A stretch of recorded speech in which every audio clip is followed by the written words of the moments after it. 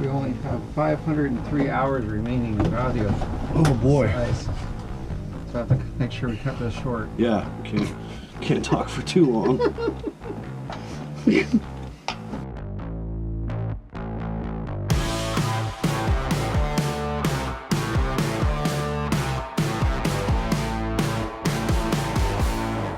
This is the SFJ4x4 podcast, and we are smack dab in the middle of a work day, and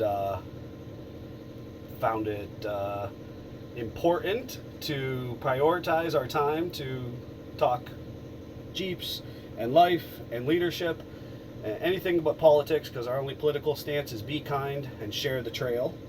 And once again, our old man mad scientist, Mr. Brown. Yep. Try not to look like a serial killer. Trying not to look like a serial killer.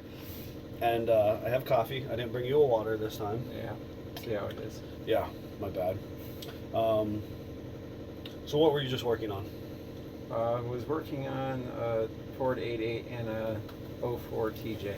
A Ford 88 in an 04 TJ. Mm-hmm. And if the owner's listening, she probably knows who she is. Yeah.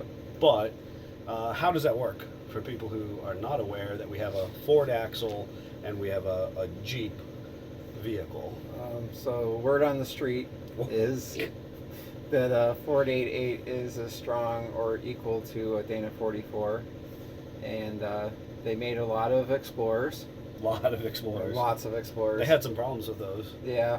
Not with the axles. No. With the Explorer. Certain tires. If you were born before, say, 90, you remember the Explorer problems. Yes, all the news of people scared to drive their Explorers. Yeah, because you're 10 to 14 years old watching the news, or older, yes. and you're thinking that every Explorer going down the highway is just going to fall over dead on you. Yes. But we have found in the Jeep world that there is one specific part that is useful in an Explorer. That's right. Which is the rear axle. It has 31 spline axles. It is useful width for Jeeps, and has rear disc brakes right from the get-go. If you get the Explorer axle. If you get the Explorer axle. A lot of people are confused. The Ranger axle. Not equal to the Explorer axle. It's a different spline count too, isn't 28, yep, it's like a car. It's like a car. It's a 28 spline, and it's drum brakes. Yep. So if you're listening and you're thinking this is the option for you, make sure you're getting keep from... walking. Just keep Walk walking. away from the Ranger. Yes. Walk away now. Yes. Rangers in that era were IFS at that point too, weren't they?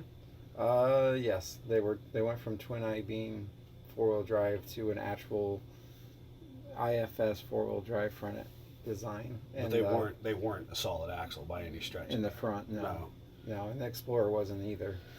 No, I'm just saying, walking away from the Ranger, there's really not a lot redeeming. We're going to make lots of Ranger owners mad now. Yeah. We are actually new Ford owners, though. Oh, we are shit. both Ford owners. Oh boy. So if you love your Ranger, disregard anything we talked about. We mean no ill way, because we are both brand new Ford owners. But that's for a later time. Another podcast. But anyway, because it is kind of cheap, because there's so many of them that fell over and are in the junkyards. Fell over. There is abundance of them. So Dana 44s, as everyone that's in the Jeeps for any length of time, are spendy because they were an option. And they're direct bolt-in. Many situations they're direct bolt-in. So lots of times the 88 is the better financial decision. Mm-hmm. Now they do have C-clips, which I know there's some contention with, but your ace is if it's disc brake, which most Explorers are. You can't lose your axle shaft. You can't have Dana 35 problems where the axle shaft leaves you. Actually exits the vehicle. We all have seen those. That's those very exciting. Classic pictures where the Jeep is fallen on its side and the axle's sitting outside of it. Two ratchet straps and a log. Yeah, holding it in. Yeah. But there are kits on the market, specifically the Yukon kit, which actually is a C-clip eliminator. Yep. Gives you this beefy 9-inch Ford 9-inch bearing. Yep. And actually widens the track with a smidge, if I remember right. It moves the brakes out and everything. It moves everything out just a hair, but it still fits well within it. And I think Strange makes a kit. I think you're right. But we've had experience with the Yukon, and it's a gem. If you were worried about C-clips, and we've gone both yet sides. To break them. Right. But So, we've gone both sides of the aisle. And we actually, my XJ has an 8.8 in the rear, and Greg's Greg's XJ has an 8.8 in the rear. Quite a few of our customers have 8.8s in the rear. And he is yet to break it with the angry V8 power. America. America. The screaming bald eagles All and that LS XJ. Yep. And if you ever want to hear that, you just watch some of our other videos. the There's wheelie some videos. America coming out of the back of the XJ. That's right. Greg is not afraid to use his right foot. No. And that 8.8's taken every bit of anything he's thrown at it at this point. And there's a couple different companies out there that make truss kits to make it easy to put them in your Jeep, which we at this point are very used to doing. Yeah, we're seasoned. We're Yes. well seasoned. And Greg has all of his measuring tools and angle finders and stuff that we can literally put you together an axle that you can then bolt into your Jeep. Yep. And then not worry about your time bomb of an axle Right, that you that probably 35. had. Right. And I mean that And it's honestly even an upgrade over an 8 1/4. I know some people will probably duke that out, but the best an 8 1/4 was 29 spline, and the 31 it's hard to argue with. So the 8 1/4 is actually an 8 1/4 inch ring gear. Mm-hmm.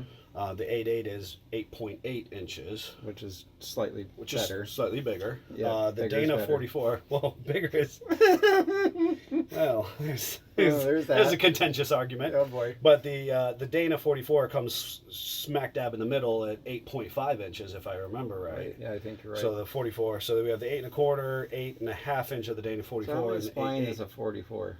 How many spline? 30. Isn't it 30? Yeah. It's a 30 spline. So you get one more with you're the getting four. one more spline, and Yeah. I'm sure there's somebody on a forum right now dying on that cross. Probably. This is why the 8.8 is superior. Or not.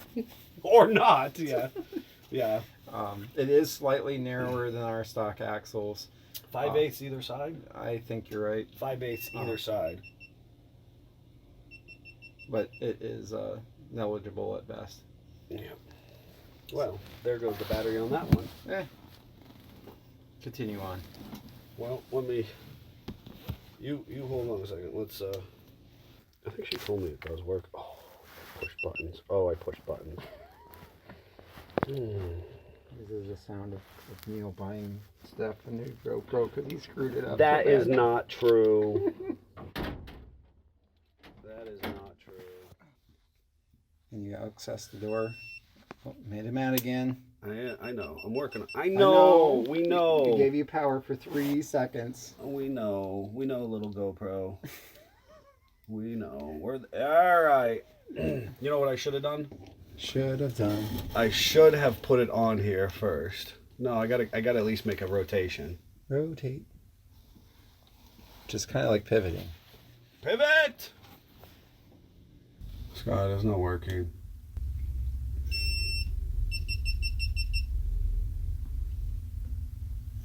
I don't know what that was. Oh, I never actually pushed record. Duct tape is entering the Jeep right I now. wish we had camo duct tape. We are not duct taping our camera. We are duct taping a giant battery pack. Oh my gosh, my arm feels so much better now. All right, so That was perfect. I'm It's a telling you, perfect amount of... duct tape is awesome. I don't understand why it turned off though. I was bored. It didn't particularly care about Ford Explorers falling on their side. No. Society going into panic that their suburban SUV was Right. quite... Those were called exploders at that time. People, I you know, maybe still call them that. well, there's a reason here. We lived through that. Yep. We lived through that. I really thought that they were going to just be driving down the highway and fall over. But anyways, they didn't. Or well, some of them That must be what it was survived. like to be in the CJ7's falling over era. Oh my gosh. And 5s. All Jeeps, they all roll over. Yep. That's I what heard you that heard. so many times growing up. That's what you heard. Yeah, you're absolutely right. That was word on the street. Yeah, they just fell over. Yep. You just looked at them wrong and they fell over. Like that Jeep in Erie. That's wrong. That's wrong. Keep moving on. Keep moving on. Moving on. Yep. So we're talking about axles. Why you should put an 8.8 in your TJ/XJ/ZJ/YJ. Willys maybe. Oh boy. The width on it is where we get the Willys is like 49, 50 inches. Nah, I proved that works. You did. But our TJ, YJ, XJ. Useless trivia. Measure the back of a Willys. Measure the back of a CJ7. Measure the back of a TJ and see what you get. The number is all the same. Why did you encourage people to measure if you were just going to tell us? Check me. Okay. Double check it. Double check it. The tubs are the same. Yep, the widest part of the Willys tub is the same, which is funny. So it is. It was relatively unchanged up through, what the heck, 2006. Yeah, and I proved that sort of because I put XJ axles on a CJ7 and they fit. And they look wonderful. Yep, they don't look wide at all. No. And they were what, 50? 9.5. Oh, they're 60. Right. The XJ ones. I mean the stock 7 axles, even wide tracks are what? 54, 56. Something like that. So I'm significantly wider, and it's fine. Yeah. So. Yeah. No, you're right. All the stability. All wide stance life. Yes. That you wide can't track. see. Wide track life. Yes. So we were hung up on one spline. How important is that one spline? What camp are you in? What camp? What side do you find yourself divided upon? The Dana 44, certainly a big shout out to our friends at Dana Spicer. Yep. Has the namesake and the engineering reliability. Yep. Also, if you can find one, they're bolt-in ready. Yep. And pretty much bulletproof. But because they're in so fewer vehicles, there's a lot more Jeeps than there are Dana 44s to go around. Yep. Certainly in that 60-inch, the XJ, YJ, ZJ, TJ. Yep. Still saving my pennies for one of those ultimate 44s for my JK. Absolutely. Make it as Rubicon as it can be. And the JK axle swap into the TJ or XJ is still... Yeah, that's going to be awesome. It's going to be awesome. And we're going to see probably a lot more of that in the next 10 years. Not quite the budget-friendly swap at the moment as the Explorer's axle. So. The Explorer axle. But then, when we use some of these high-quality trusses, like from Artec or Iron Rock or TNT Customs, when we use some of those trussing, they're not exactly, that budget starts to increase as well. Yeah. But you get a really solid axle out of it. Yep. And it is relatively DIY friendly, or we can build it. I'd say the biggest thing is, do you want to stick with your front axle that you have or not? Because the Explorer is the same bolt pattern. So you don't have to buy wheels and do all that. Where if you are not committed to any of that stuff and you want to go all new, then the JK is better because you can do the 5-on-5, get into the newer style wheels. Right. More common bead lock options. What we really don't do anymore as an industry is what I did, and go backwards, go the other direction. And I actually went with Wagoneer axles. Yep. Which used to be all the rage. Yep. I still have a Waggy in my backyard just because it has good Waggy axles. Because those good Waggy 44s front and rear, and they're actually not. They're a similar width. I think they're 58 or 59. Right. And then you're going to get a 5-on-5.5. Nope. 6. Remember? Oh, 6-on-5. Yep. Yeah, they're right. I had GM steel wheels for it. Yep. I forgot all about that. And I think if since we can now talk about XJs and YJs as vintage rigs, if you want to do a period correct YJ build, oh my gosh, Waggy axles are where it's at. Oh no. Well, there's no caster. Why not? They're not talking about Scout axles have zero cast. Yes. But I actually had my C's turned on mine. Yes.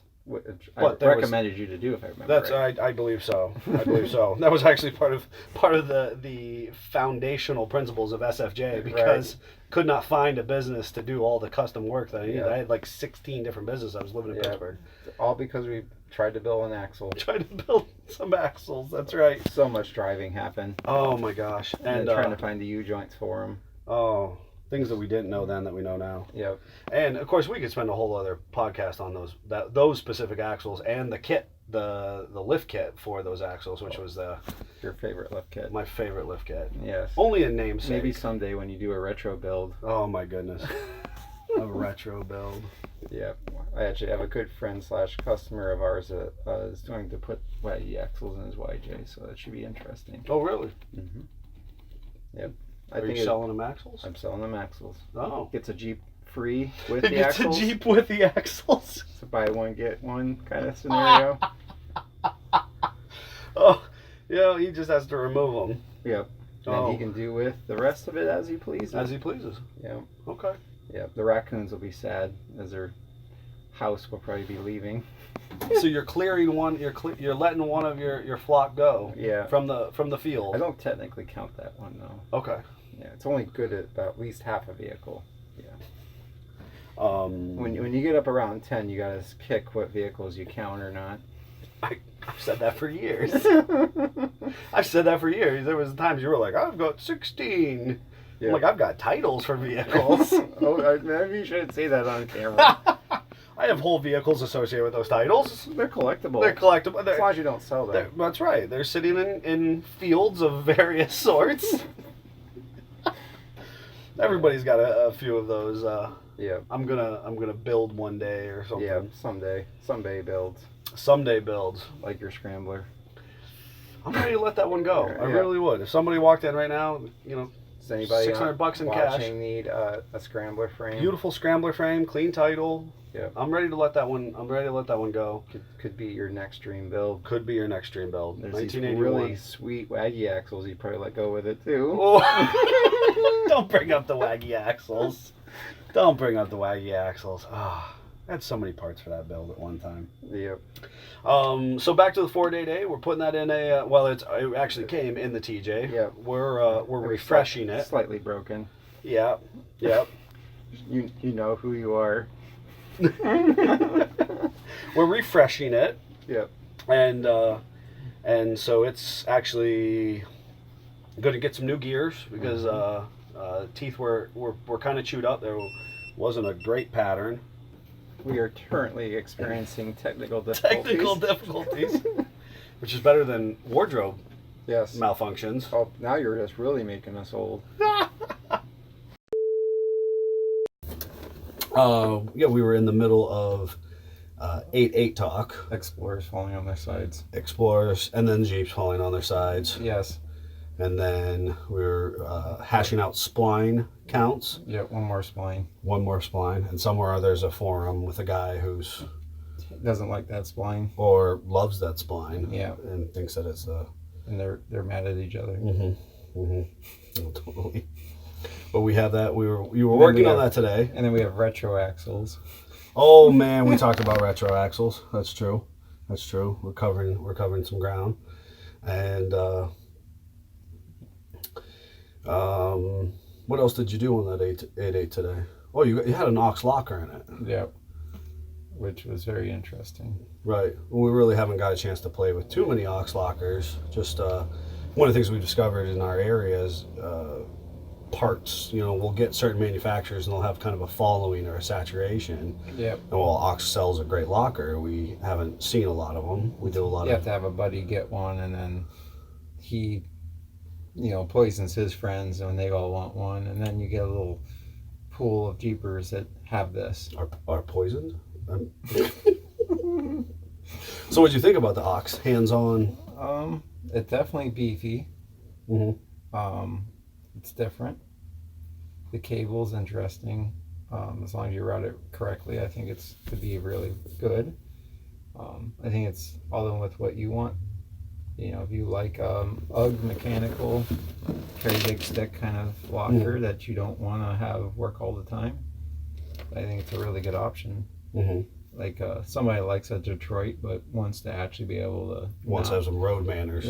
be able to turn maybe. Be able to turn, not have the Jeep listing side to side as you try falling onto its side. falling onto its side as it rounds corners or in the gas station. It doesn't chirp constantly. Some people like that though.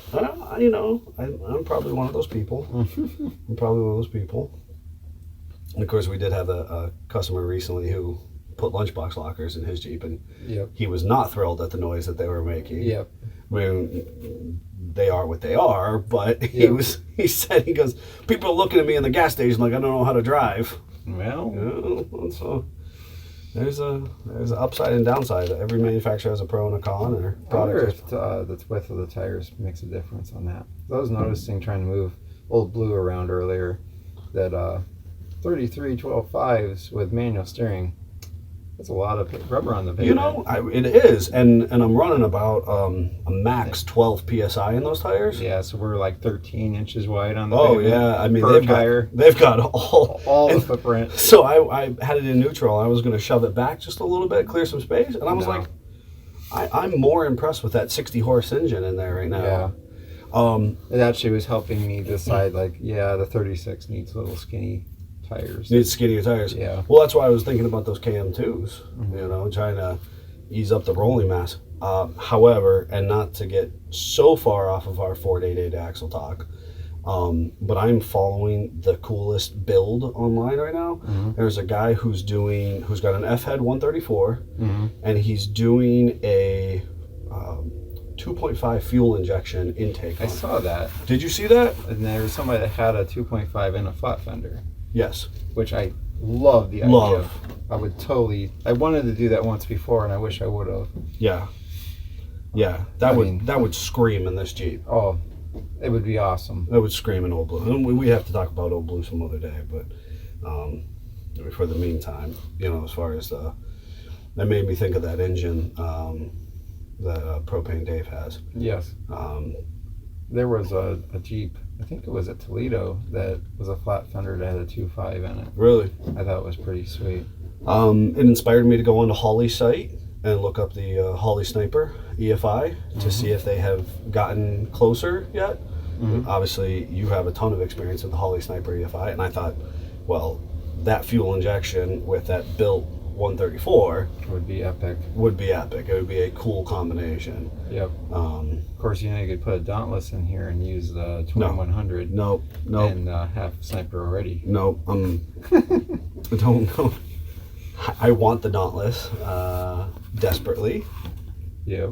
but You're committed to your four-cylinderness. I am kind of committed to the four-cylinderness. You know? I think there's a market. If Holly is listening, you should totally do one single and two barrel stuff like for the F head and L head, and for flathead V8 Fords. Oh, for flat, just Slide that in whatever. there. Slide. If you could have, the ability to have multiple of them, that would be pretty sweet. For those 2 and 3 pod intakes, that'd be cool. See, I feel like all I have to do is an adapter, and the rest is in the mapping, the fuel mapping. Yeah, that's true. We should talk about fuel mapping in a completely different podcast, or maybe even talk about Holley Sniper EFI, because it is such a broad spectrum of product line, and it's a brand new product line that probably this week or later this week we should talk about that specifically. And they should make a distributor, so you could have the control. That would be sweet. Are we talking for the 134? Well, I think it would work on an L head and an F head. Right. So, But I mean, they do make a distributor. You're just saying. I'm saying that their Snipers distributor, like we put in the Waggy, Right. would be sweet. Put in the Waggy. And then that 5. And then the CJ5 with the Carter BBD. Was it Carter BBD? Yep. Replacement? Yep. Yeah. That's a beautiful Jeep too. If you just want to be able to drive your Jeep, not worry about it, that's the way to go. Especially a vintage Jeep that, you just want that reliability. Our Jeeps suffer from heat and fuel impurities. If you don't want to know just the sweet spot for the choke and the little dance of your foot for the gas pedal to make your Jeep work, and you don't really love it dying on a side hill. I hope Survivor's recording this whole time. Those were recording. Those were recording. Yeah. So we'll just Sorry, Steph. We'll do side shots on those. Yeah. You know what? It's not thickened. There we go.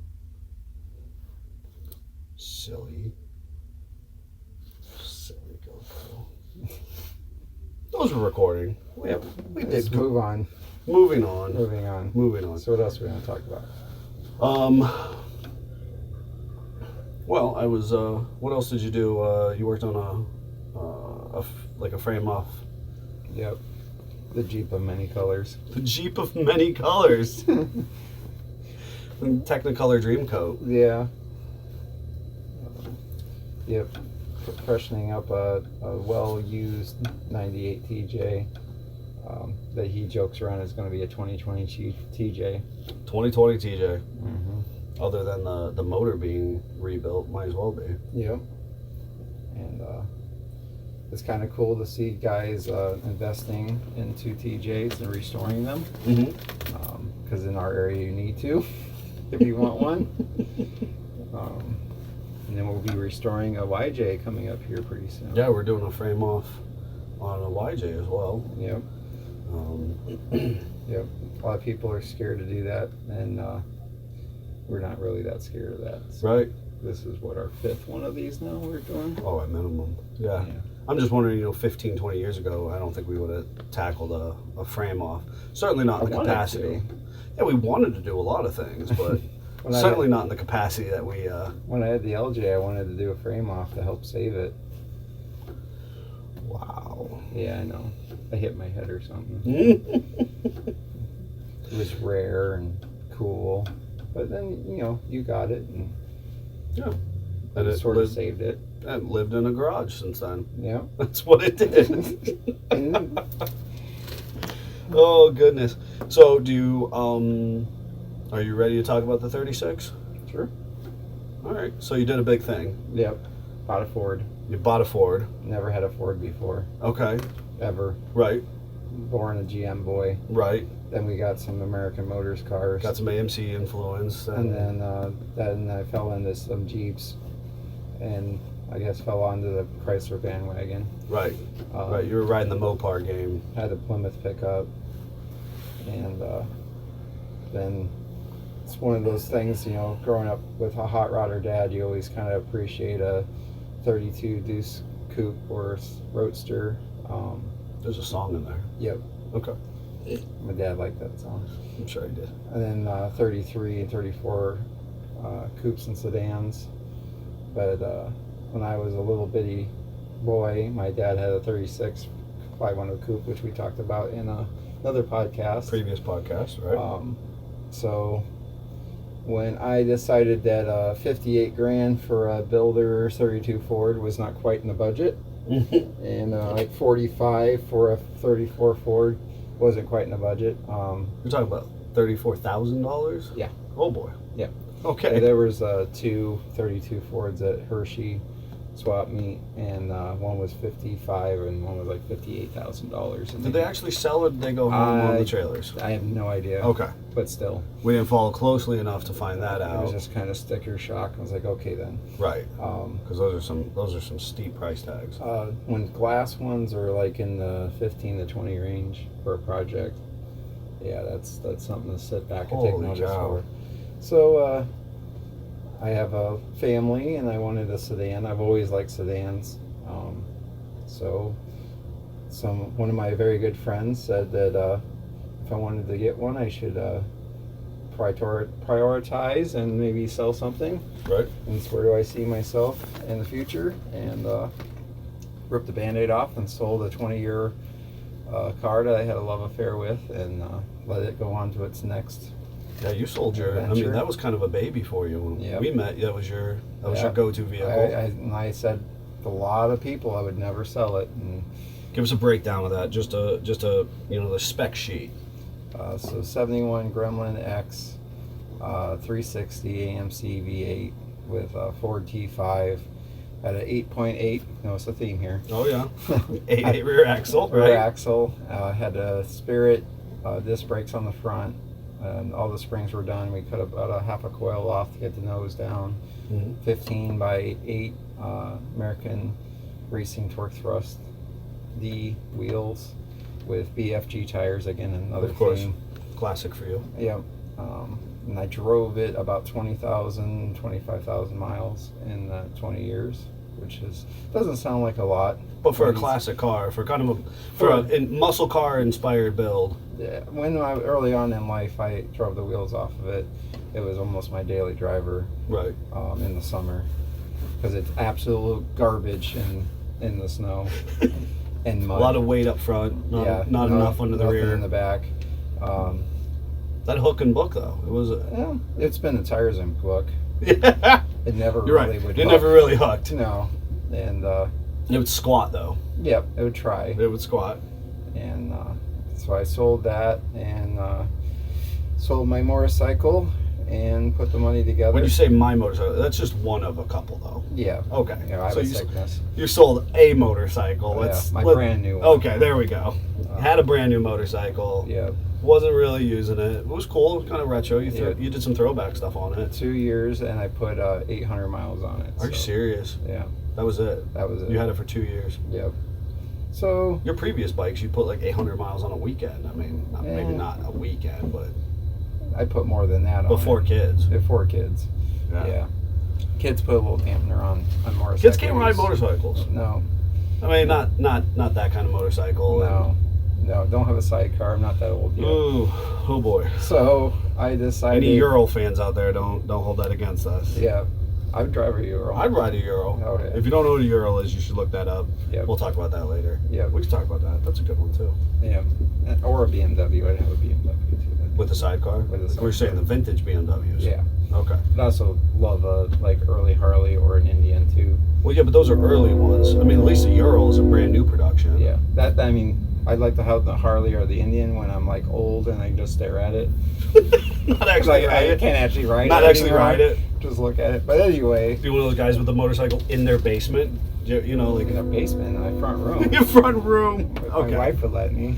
Oh, God bless Amy. So I found a couple old 40s cars and was looking at them, and that's what I wanted, that era. Mm-hmm. And this all started because a very good friend of mine sold one of his long projects / loved vehicles and bought a Model A that had been in the same family since 1956. Wow. And he is in the traditional rod world with that now, and it kind of made me go, if I want to do that, maybe I should do it. So I purchased a 1936 Ford two-door sedan humpback, which means it has a trunk, and that's all original down to the rod brakes, because they literally did not have hydraulic brakes yet. And so it has rod brakes. Rod brakes. So when you press the brake pedal, it moves a rod, which goes to a mechanism, and that goes to all the wheels. Really? And I say, when you say it goes to a mechanism and then it goes to all the wheels. Bell cranks and. Is it really bell cranks? It's some type of you're pushing a rod, forward, and then those rods push other rods, which then pull bands Magic or push happens. bands. Magic somewhere in there happens. You press the pedal, magic happens, and the car stops. Okay. And surprisingly, granted I haven't drove it much with the weather we have, but it stops okay for rod brakes. I was always scared of. Rod brakes. And e-brake energizes all four wheels, so that's kind of crazy. So when you put on the trailer and you energize that e-brake, the car is not moving. When you say energize, it turns on all four brakes. Is it a pinion brake? No. It is also a rod brake. It moves the same mechanism. It moves the same rod somehow. Just applies some. I haven't completely figured it out yet. There's magic in there somewhere. Lots of magic. Okay. Lots of magic. Because hydro brakes did not happen until 39. Everybody wants those. I wonder who invented hydro brakes. Well, I think other was manufacturers that just not had in Ford. You're saying in Ford. In Fords, it was 1939. Oh, I understand. Like maybe Packard or some of the bigger companies had hydraulic. Okay. Ford was a little bit more, if it ain't broke, don't fix it. Okay. That's why they had torque tubes and flatheads so long, where like Chrysler's had regular drive shafts in 36, and mine's a torque tube. Really? Chrysler's had regular drive shafts? Yep. No way. Yep. So it's But GM was torque tube at that time, wasn't it? Mm-hmm. GM was torque tube up until 53, 4. Oh, I bet you it was 55 when they went the open drive line. Right. which is what made it with the 55 so iconic. Well, and the V8 came out in 55. The overhead valve V8. Oh, okay. So that's my new project, and we'll be seeing that on the channel, I'm sure. Yeah. Maybe we do a podcast from the 36. That'd be fun. Oh my goodness. Oh my goodness. Well, we do need to at least go visit, maybe shoot a video or walk around it, because we need to equally go visit Derek. Yep. Let's see, you're in your Ford. See my Ford, which is. Did you ever have a Ford before this Ford? I did. My very first car was a Ford. Right. I forgot about the Escort. My very first car was a Ford Escort EXP. Oh boy. Right. You have to say EXP. Yes. Because that makes it. That's like so 50 cool points. Like absolutely. It's faster. It's cooler. You can tell yourself it was faster. Was it a single port or a dual port? Oh, I have no idea. I probably missed speaking on it, but my father-in-law had a wagon, an Escort wagon, and there was 2 different 4-cylinders. Remember that. Speaking of my next Ford, you'll enjoy this. We always talk about how Ford changes stuff very often. Constantly retools all the time. All the time. So part of the Gremlin deal is I got some money and I got a 1970 Torino. It's just a bare, not a GT or nothing, but it has 2 different roofs.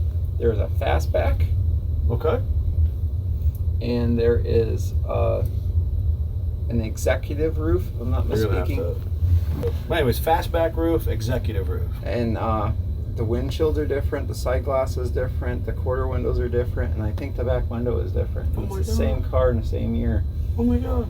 Why? I don't understand. One has a C quarter window and one has a triangle quarter window. I mean, for Henry Ford, kind of starting and then making efficient the assembly line. You're only allowed one color, Right. You can have any color as long as it's black. Seems like sometimes Ford manufacturing kind of got away from that. Fell off the bandwagon? Fell off the bandwagon. I don't understand. Huh. So. Well, the Ford Escort was actually, similar, because in the 80s you had the wagon, you had the EXP, you had the sedan, which for the people who were born, after the 70s, sedan is 4-door. Yep. Because obviously your 36 is a sedan, but we were talking about that internally recently. It is a 2-door, yeah. But you had the sedan, and then you had a coupe Escort. And I opened my eyes. You think, okay, a 36 Ford. There was a 3-window coupe, a 5-window coupe, a business coupe, a fade-in. A what?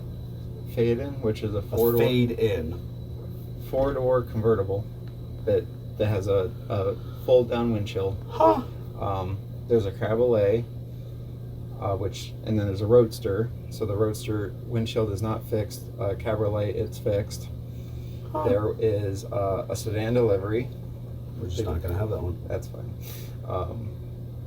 There is a 2-door coupe slant back, 2-door coupe bump back, humpback, which is what mine is. Right. Then there's a 4-door humpback, a 4-door slant back.